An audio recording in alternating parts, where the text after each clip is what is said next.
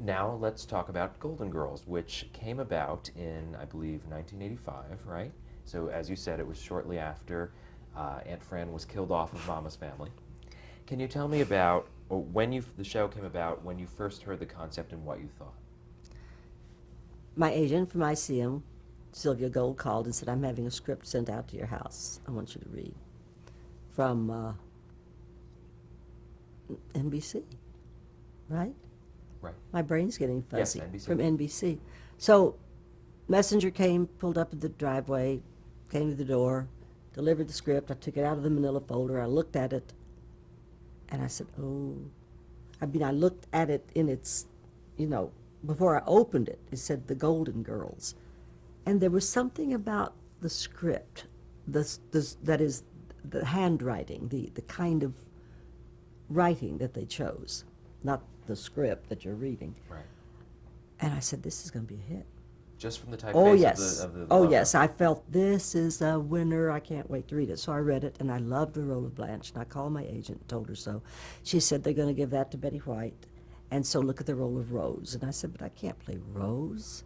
I've got to play Blanche. She said, well, you can either be in the series and play Rose, or you can forget it. You're not going to play Blanche, because they just about made up their minds to offer it to Betty White. Now, you were only 51 at this point, so you would Was think... I that old? 1985, I believe so. Yeah, okay. But still, the youngest by far of the cast, and... By about 13 years. But who's counting? But you would think that that would be better suited to the character. The youth would be better suited to the character of Blanche than it would to of Rose. Were you surprised at 51 to be offered a show called The Golden Girls about retirees? I wasn't offered it. Okay, to be... I was sent it to read, Sent to it. consider, and to Okay. come over and read for the director, Jay Sandrich. To be considered at 51, you would think, why'd they think of me? I'm young. No, didn't Okay. surprise me a bit. Okay. I thought, well, how smart of them to consider me. So I went over, read for Rose, and Jay Sandrich said, I'm going to ask you to do something unorthodox. I know you haven't prepared the role of Blanche, but would you mind taking the script down the hall into an empty room and look at it and read it? Oh, I said, if you insist. So I did, and I came back, and of course, he loved what I did. I loved what I did. 2-3 days later, Betty White and I are called in together, and he says, I would like to hear you ladies read together, and Rue, would you read Blanche, and Betty, would you read Rose? And Betty said, Rose? First she'd heard of it. And she said, okay, I haven't looked at it, but I will. And her eyes went blank, just as Rose's stayed blank for the next 7 years. I always said you have little orphan Annie eyes. They're these two white ovals with nothing inside them. See straight through the head. And she did a beautiful, funny job. We're dismissed. Then I hear from Susan Harris on the phone. Will you please, Rue, do us a favor? Could you call B. Arthur and see if you can influence her to come and play Dorothy? She keeps turning us down. So I called her. I said, why are you turning down the best script that's ever going to come across your desk as long as you live? And she said, Rue, I have no interest in playing Maud and Vivian meet Sue Ann Nivens. I said, that's not the way we're doing it, B. I'm going to play the Sue Ann Nivens vamp, and Betty's going to play the Vivian role. And she said, now that's very interesting. Next thing I know, they'd already hired Estelle. They had the four of us come in to read for the Suits at NBC, and we laid them low. And that's the way they cast it. Now, do you think that, how would you have done Rose differently, and how do you think Betty would have done Blanche differently? Oh, God, I don't know. I didn't have a handle on Rose. I didn't know how to play Rose. It would have been painful to have to go to work every day and play Rose. Right. Do you remember in the casting process if there were any other names involved in any of the other parts at any Yes. Elaine Stritch, I know, read for... Well, they told us when I came in to read the first day for Jay Sandrich, they told me that this script had been shopped in New York, had been shopped in L.A., that they'd read every woman, every actress in the world, every English-speaking actress between the ages of something and something, and they just couldn't find their right combo, the right chemistry For for all anything. of the roles? Okay. But when they saw Estelle in Torch Song Trilogy on the stage in L.A. that very spring that they were casting, they hired her on the spot because she was perfect for Sophia. And I think that's one reason they wanted B, because B, B's 5'10", and Estelle wouldn't ever say her height, but considerably under 5 feet. I know Elaine Stritch was up for the part and sabotaged it herself. She sabotaged herself out of that role because she said to them in the reading, so she says in her one-woman show, and Stritch is a wonderful, strong actress, funny, said, I'm going to put some four-letter words in this reading. And they said, no, you're not. Don't. We don't want to judge you on a rewrite. We want to judge you on our script. But she put the four-letter words in anyway. Strong personality. Do you know of any other contenders for Blanche or Rose that got to any serious point in the casting process? I never asked. I never asked a soul about that. It's not too late now. I'd like to know who was up for Blanche. What do you think was the appeal of these 4 characters? Warmth, friendship. Got lots of letters from teenage girls who wanted to move in with us. They thought it really was happening. They weren't happy at home. Did it say something sociologically that you think was appealing to people? I think the fact that we were friends, that we stuck together through thick and thin, that we were there for each other. People thought that living together like that, 4 women in one house, must be wonderful. It's not. I've done it. But it's a great setting with the right kind of characters. Are you saying that real life isn't the same? You don't share cheesecake at 3 in the morning when you live with other women? I had 2 girlfriends I shared a house with my son. So instead of Sophia, my son was the 4th person. We had a very different relationship. I did stay friends with both of them. In fact, one of them was my best friend throughout. But she was a Nazi. Everything had to be in this place. The kitchen had to be perfect. And the other one, Anita Gillette, was very casual about keeping house, paying the rent on time, paying the gas bill on time. I was the landlady. Just like in Golden Girls, you were the landlady. And they were always, who messed up this kitchen, or, oh, relax, let's just live here. And I was always in the middle. I was neither that neat nor was I that slobby. So the odd trio, I guess we were. Certainly not like the 4 characters as outlined here, which Betty uses the phrase 4 points on a compass. You started to say it could work or be believable as friendship with the right kinds of characters. What do you mean by the right kinds of characters? What were the characters like, and were the actresses like their characters? None of us was like any of our characters. Well, people ask me if I was like Blanche Devereaux, if I am like Blanche Devereaux. And my standard answer is, get serious. Just look at the facts. Blanche is a man-crazy, glamorous, extremely sexy and successful with men, Southern belle from Atlanta, Georgia. And I'm not from Atlanta. No, we weren't like our characters at all. Betty, probably the least of all. I would say Estelle was more like Sophia, although she wasn't at all pushy and vitriolic. Estelle was just funny. But she was Jewish New York funny. She kept saying, can't we make these characters Jewish? She would have felt so much more comfortable than trying to be Italian. Although, it worked. B was, I think, the straightest character, the least eccentric. But certainly her failure in life was very different from B's huge success in life. But in terms of personality traits, would you say that the double takes, the not suffering fools gladly, the yes, does that seem like B's real? Yes, yeah, she's got a very funny take on people and quick-witted. Betty has nothing but brains. Right. Yeah. Not at all Not at all Rose Nyland that way. She's almost as smart as I am. Can you talk about the show creator Susan Harris? What was it like working with her? She had of course, such huge success on Soap and Benson earlier. Did you know of her when you started the show? Did you know her work, and how? You stop asking the question, I'll answer. Okay. You can't anticipate the questions. You do love to ask those long questions. I had been offered the role on Soap of the Richard Mulligan, not the Richard Mulligan wife, but the, oh, it was the Richard Mulligan's wife, yes, that. The Catherine Hellman role?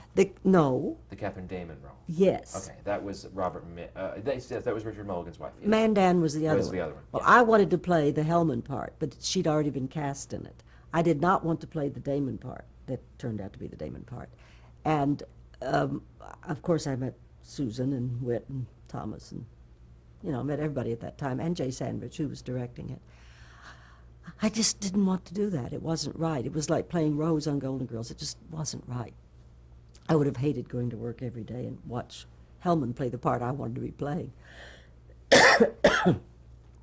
And so I was happy when they cast Catherine Damon, and she had a success. I had understudied her off-Broadway in The Secret Life of Walter Mitty. Oh, wow. Yeah, so I'd had a little history with her.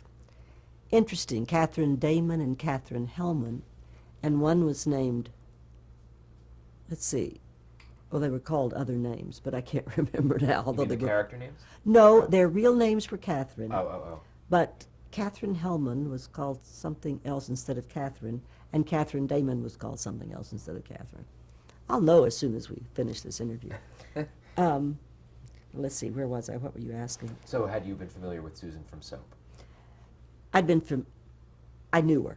Right. Because I turned Soap down, and they really did beg me to do it, but I just couldn't. So that had been 2-3 years before. I knew Soap was going to be a big hit.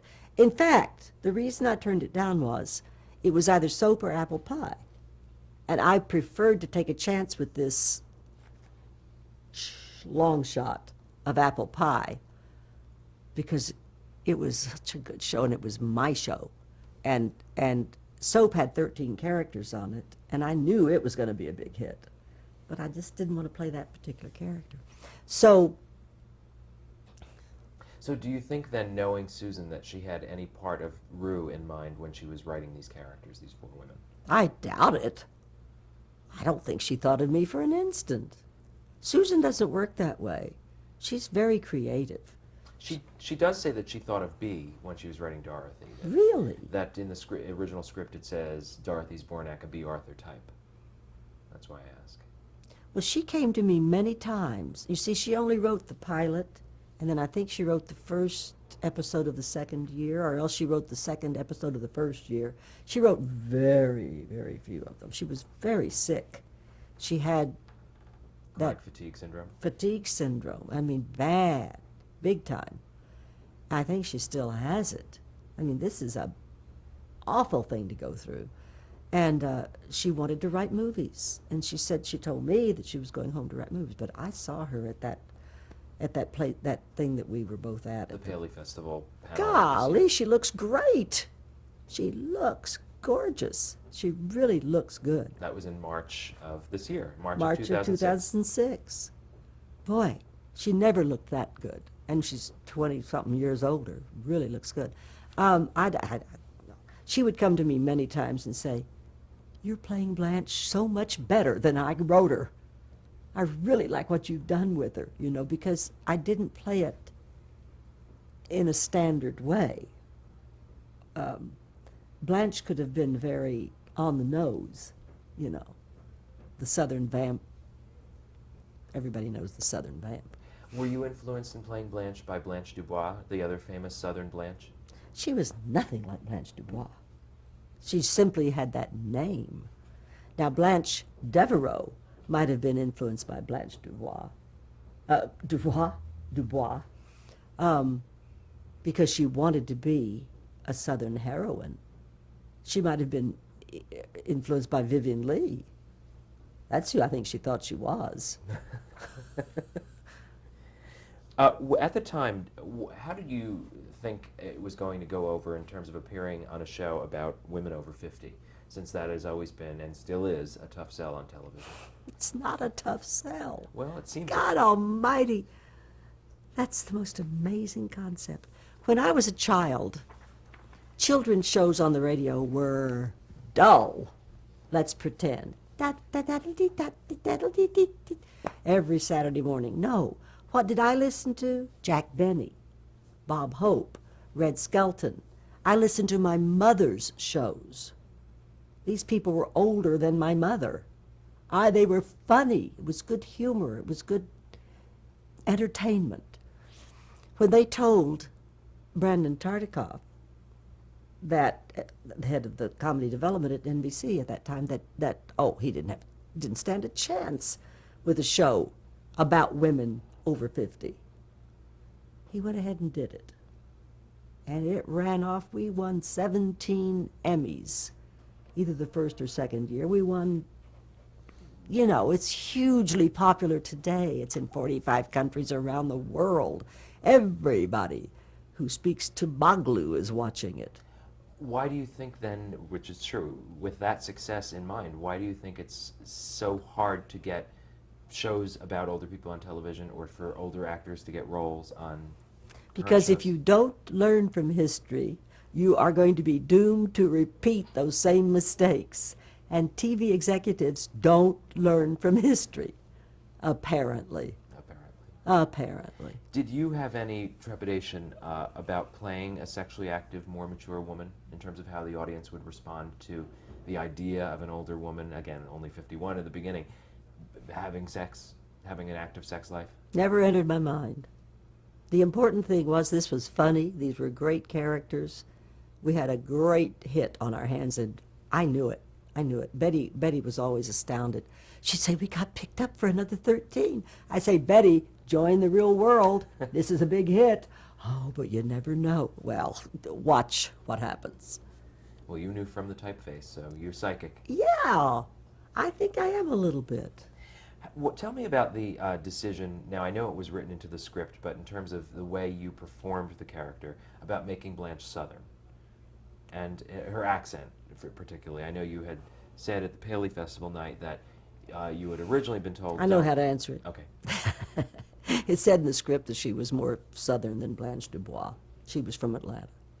So I played her with a Southern accent. And in the pilot, Jay Sandridge said, no, I don't want to hear a Southern accent. I said, "Jay, she's from Georgia." He said, "I don't want to hear a Southern accent." No. I just want you to do your regular Oklahoma accent, which is what I'm using now. And I said, "But that's not the character as I see it." Well, there's no arguing with the director. So I did it with a modified, sort of Southern accent, but not nearly the way she developed. When I came back, the show got picked up after the pilot, and I came back to do it. Jay Sandridge was not directing that first show. Paul Bogart had been hired to do it. And he was all in favor of a Southern accent, but I didn't know that, and I thought the directum had come from Paul and Tony, or Tall and Pony, as I call them. So I went to Tall and Pony, and I said, "Okay, I know I'm not supposed to play her with a Southern accent, so I have an idea." They said, "What do you mean? Of course you're supposed to play her with a Southern accent. We want the way you auditioned the part." Which was with a Southern accent. Which was with a Southern accent. What was your idea that you were going to present to them? To do it with a Mae West kind of, that kind of thing. Do you think any Mae West is in Blanche anyway? No. No? Well, she does strut her sexuality. I was trying to pick, she's from New York, I was trying to pick a way to play it that wasn't just Rue. Mm-hmm. You see, Jay had been asking, just do your regular voice. No. You can't do your regular walk, you can't do your regular voice, you can't do your regular beliefs, you can't do your regular anything. If you're creating a character, you have to create a character. Now, we know that Blanche was from the Atlanta area. Was your accent that you put on an Atlanta accent? Oh, no. It was an Ina Pearl accent. My mother's cousin, Ina Pearl, tried to put on something between an English and a ladylike Southern accent because she didn't like talking like this. from southern Oklahoma. She didn't think that sounded good. Well, she's right, it doesn't. And she put on an accent that I swear to God nobody in the family knew where she got that from. So I thought, well, I'm going to go out on a limb and I'm going to do that with Blanche. Not the same accent my Aunt Pearl, because hers was a mess. But she's going to have so much Southern in her that nobody on this earth talks like that except her. She created this because this is what she thinks is sexy and strong and so attractive. And men will find it so too. And it's so much, it's funny. It's funny. She didn't think she was funny, but I thought she was funny. Also, about Blanche's wardrobe. Now, Blanche and Dorothy seem to have very memorable wardrobes, and I believe that they had the custom-designed wardrobes as opposed to Rose and Sophia. Can you tell me about what were some of the pieces that she wore? What were some of your favorites? I was fond of all the negligées and all the peignoirs. And I have them all. I liked all the flowing things. I started a clothing line midway through Golden Girls. We called it A Touch of Rue, and it was a watered-down version of what Blanche wore. Blanche wore silk. My version is polyester, rayon. But that kind of thing, flowing and graceful and feminine. I love those. Did that help you act the character by wearing Yes, something so it flowing? certainly did. And my slingback pumps helped me act the character, too. Tell me about those slingback pumps, because they seem to have a character role all their own. Well, I've got them in there in the closet. You want to see a pair? At some point. They had that clackety-clack sound that Blanche seemed to use to punctuate her jokes, and even if she didn't consider them jokes. And they really seemed almost like a percussion instrument on that show. You could hear Blanche walking and you knew it was distinctive. Was that Rue's natural walk, or was No. that a character trait? No. No, that was, only Blanche walks like that. I've never seen anybody walk like that. Actually, I didn't use them to punctuate anything. What it was that what I have on always influences the way I act any role, anything. I always have to know what the character's going to wear. The shoes were just a part of it, and the way she walked, and naturally they made that sound. But I didn't ever think of the fact that they were a percussion instrument. They were just part of Blanche. But Blanche almost always wore slingback shoes. I mean, most women you would think in real life. No, not No, almost not almost always. Always. Okay. But most women in life don't always wear slingback shoes, so it seemed like it had to be conscious that, oh, this is part of Blanche. Those That's- shoes, right? Well, That they was were comfortable, Mhm. and they were sexy, and they were the right height. So she liked them. Yep. I liked them. Can you tell me about your relationship with some of the other actresses on the show, with Estelle and Bea and Betty, and including to this day? How do you still keep in touch? I kept in touch with Estelle as long as she could stay in touch, as long as she knew who I was. I got a huge kick out of her, always. She told very funny stories about New York. You know, she didn't go into professional television acting until Golden Girls. She was in off Broadway for all those years, raising a family. She was a little bit fish out of water because she hadn't had this heady an experience. This is big time. I tried to be her friend. She couldn't remember her lines, you know. She had an awful time remembering lines because she would freeze. She'd panic. And panic, there's nothing worse than. And there's also nothing stronger than. I mean, read 1984. You know, you can't buck it. It is gonna get you if you don't have any way to get over it. If you haven't been able to solve it before you have to make a choice. In their case, in 1984, they have to choose between their lover, their love, and whatever's the worst fear in their life. I mean, you can have your love, but you're also going to have a rat gnaw your face off or something. It's the fear of the rat gnawing the face off. That's the panic. Well, that was Estelle.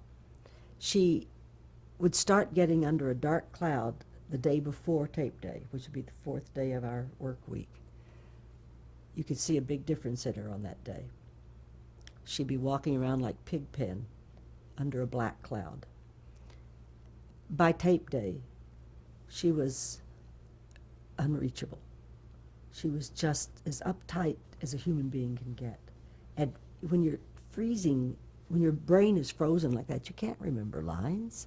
And I'd always say, now listen, Estelle, here's the way to do it. I'd say this early in the week.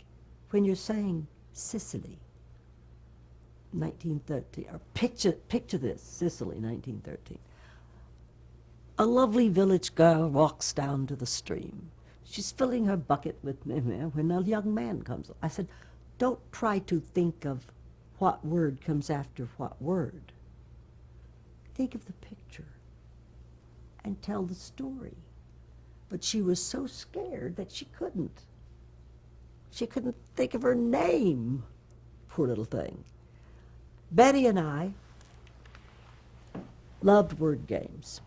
And we would play word games every year, every week, every day. We had games going all the time. Some we created, some we took and just did, like, I don't know, word games. You say, make a list of men's attributes, A to Z. Go. Give me adjectives, Is you this know. between takes? Oh, yeah, it wasn't during the show. Well, during the show we're Rose and Blanche. It's when we were off camera that we did this. But I had heard from Betty that she would actually throw you a cue about a word game, like I Spy, almost like something starting with the letter A, as she was making an entrance or exit, or as you were making it. So you'd play up until the moment you opened your mouth as Blanche. Perhaps so. Okay. I don't know. How about And B? B and I didn't have a lot of relationship going on. B is a very, very eccentric woman. For instance, she wouldn't go to lunch unless Betty would go with her.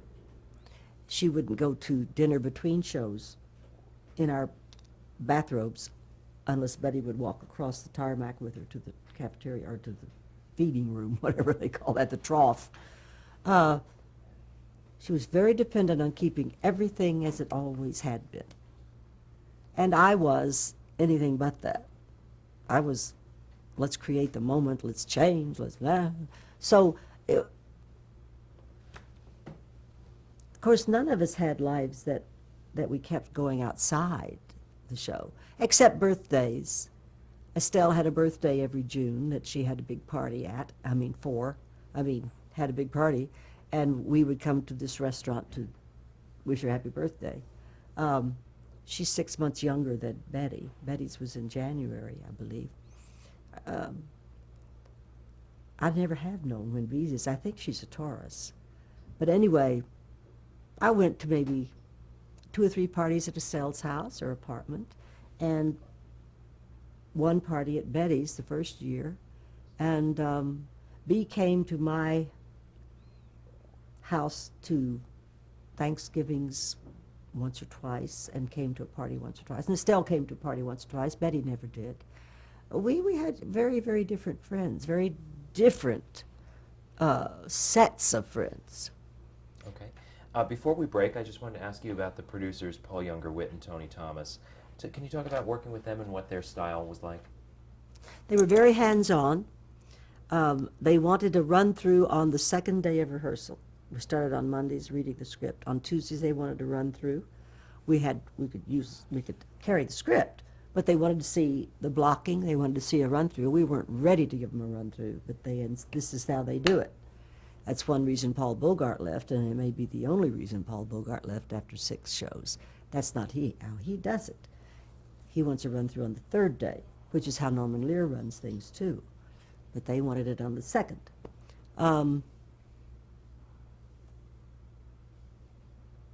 Why don't we take a break there?